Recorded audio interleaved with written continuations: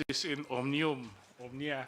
So, from a legal standpoint, we find probably kung sa kuan pa, may basis po tayo na tanungin at suriin pa kung yung ibang mga resibo, yung ibang acknowledgement receipts, pareho din, kasing spurious din no acknowledgement receipt na pinirmahan ni Mary Grace Piatos. And then yesterday po, merong inihain yung unang impeachment complaint against Vice President Sara Duterte. Among the grounds cited, culpable violation of the Constitution, betrayal of public trust, alleged bribery, etc. Your comment po, and sa tingin niyo po ba may sapat na panahon pa ang mababang kapulungan para dito sa impeachment process?